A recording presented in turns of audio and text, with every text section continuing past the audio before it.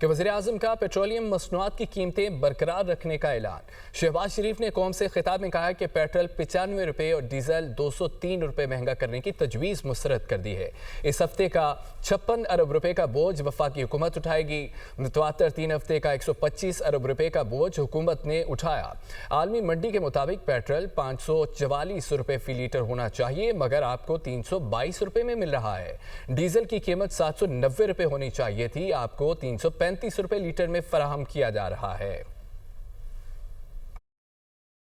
یہ ہفتہ جو آج سے شروع ہو رہا ہے اس میں بھی مجھے پیٹرول پر فی لیٹر 95 روپے اور ڈیزل پر فی لیٹر 203 روپے اضافہ کرنے کی تجویز دی گئی ہے، جسے میں نے آپ کی مشکلات کے پیش نظر ایک بار پھر مسترد کر دیا ہے، اور یہ بوجھ وفاقی حکومت نے ایک مرتبہ پھر خود اٹھانے کا فیصلہ کیا ہے، اور اس کا حجم 56 ارب روپے بنتا ہے۔ عالمی منڈی میں قیمتیں دیکھی جائیں، آج کے دن پاکستان میں پیٹرول کی قیمت 544 روپے فی لیٹر ہونی چاہیے تھی،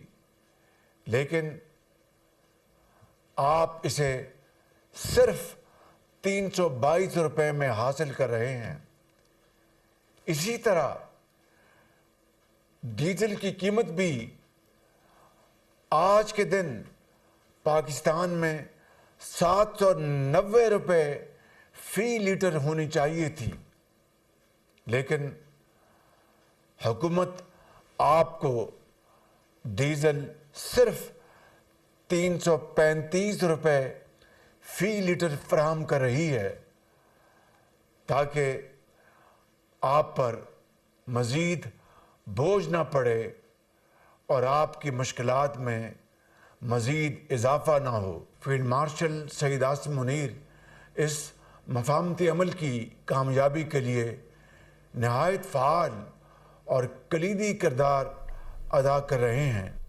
وزیر خارجہ اسحاق ڈار اور اقوام متحدہ کے سیکرٹری جنرل میں ٹیلی فونک رابطہ ہوا۔ مغربی ایشیا کی صورتحال عالمی امن و سلامتی پر تبادلہ خیال کیا گیا۔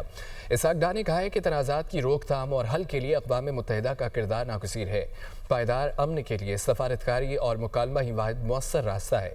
پاکستان اپنے اس موقع پر مکمل طور پر قائم ہے۔ انطونیو گوتریس نے پاکستان کی سفارتی کوششوں کو سراہا۔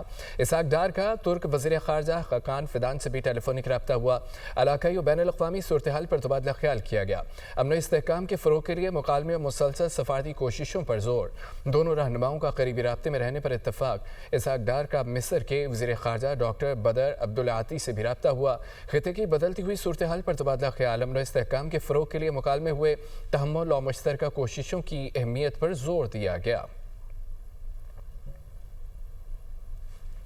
آگے بڑھتے ہوئے آپ کو بتائیں کہ امریکی صدر مذاکرات آگے بڑھانے کے لیے اب ہرمز کھلوانے کی خواہش مند ہیں۔ اہم گزرگاہ اب بھی بند ہے، ایران کا ٹرمپ کو جواب۔ پاسداران انقلاب نے 3 بحری جہازوں کو وارننگ دے کر اب ہرمز سے واپس بھیج دیا۔ ایران کی یقین دہانی کے باوجود 2 چینی جہاز واپس لوٹ گئے۔ پاسداران انقلاب کا کہنا ہے کہ اب ہرمز امریکہ، اسرائیل اور ان کے حامیوں کے لیے بند ہے۔ اہم گزرگاہ دشمن کی بندرگاہوں سے آنے اور جانے والوں کے لیے بند رہے گی۔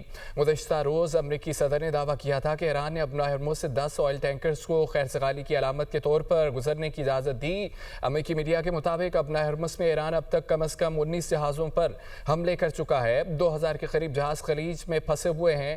عالمی شپنگ کمپنیاں خطرے کے باعث راستہ استعمال نہیں کر رہیں۔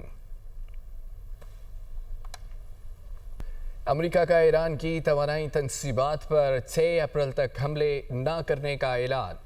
صدر ڈونلڈ ٹرمپ نے سوشل میڈیا پر بیان میں یہ کہا ہے کہ ایران کی توانائی تنصیبات پر حملے 10 دن نہیں کیے جائیں گے۔ اقوام اور اقدام ایران حکومت کی درخواست پر کیا گیا ہے۔ ایران کے ساتھ بات چیت عمدگی کے ساتھ جاری ہے۔ امریکی صدر کی جنگ بندی نہ ہونے پر شدید کارروائی کی بھی دھمکی۔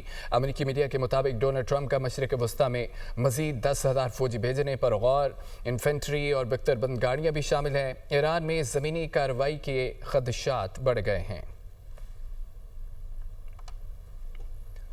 ایران سے جنگ مہینوں نہیں ہفتوں میں ختم ہو سکتی ہے۔ امریکی وزیر خارجہ مارکو روبیو کہتے ہیں کہ زمینی فوج کی ضرورت نہیں ہوگی۔ ایران کے ساتھ مذاکرات کے اشارے ملے ہیں لیکن ابھی واضح پیش رفت نہیں ہوئی۔ بات چیت کسی بھی وقت شروع ہو سکتی ہے۔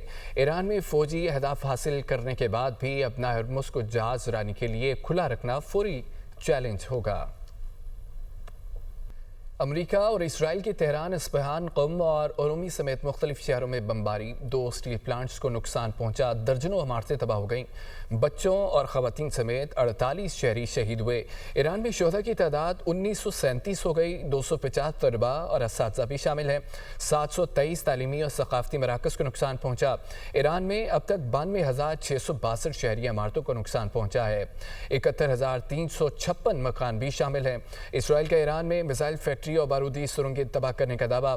خنداب ہیوی واٹر کمپلیکس اور یزد میں یورینیم افزودگی پلانٹ پر بھی حملہ ہوا۔ ایران نے امریکی کروز میزائل تباہ کر دیا۔ اسرائیلی فوج کو لبنان میں شدید مزاحمت کا سامنا ہے۔ حزب اللہ نے 21 اسرائیلی ٹینک تباہ کرنے کا دعویٰ کر دیا۔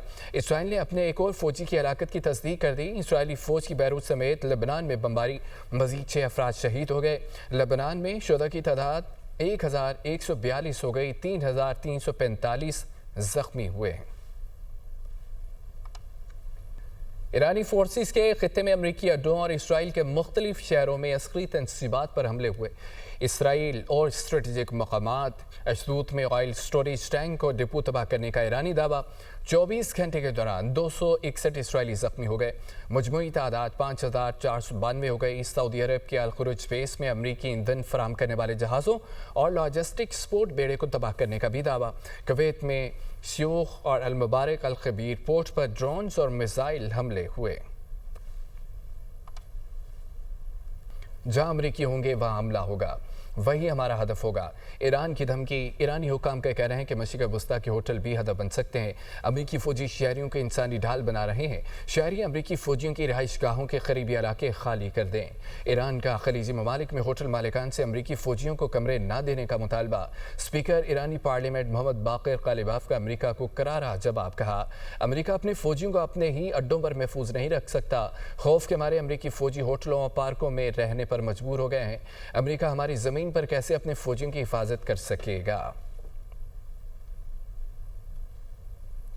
جنگ کے سائے میں ایرانی قیادت کے حوصلے بلند۔ ایرانی صدر مسعود پزشکیان نے اچانک تہران کے بڑے اسٹور کا دورہ کیا، عوام کو فراہم کی جانے والی بنیادی اشیاء کی دستیابی کا جائزہ لیا۔ انہوں نے اس بات پر زور دیا کہ موجودہ حساس حالات میں ضروری اشیاء کی قیمتوں میں استحکام اور عوام کی ضروریات کی بنیادی اشیاء کی بلا رقابت رسائی کو یقینی بنانا حکومت کی اولین ترجیح ہے۔ صدر پزشکیان نے اسٹور انتظامیہ کو ہدایت کی ہے کہ جنگ کے دوران قیمتوں میں اضافہ نہ کیا جائے۔ جرمن چانسلر فریڈریک مرز کا کہنا ہے کہ ایران کے خلاف امریکی اور اسرائیلی جنگ سے رجیم چینج کا امکان کم ہے۔ 1 ماہ سے جاری یہ تنازع ختم ہونے کے آثار نظر نہیں آ رہے، جبکہ فرینکفرٹ میں ایک فورم سے خطاب کرتے ہوئے انہوں نے کہا ہے کہ واقعی رجیم چینج ہی مقصد ہے۔ اگر یہی ہدف ہے تو میرا نہیں خیال کہ آپ اسے حاصل کر پائیں گے۔ ماضی میں ایسے اقدامات زیادہ تر ناکام ہی رہے ہیں۔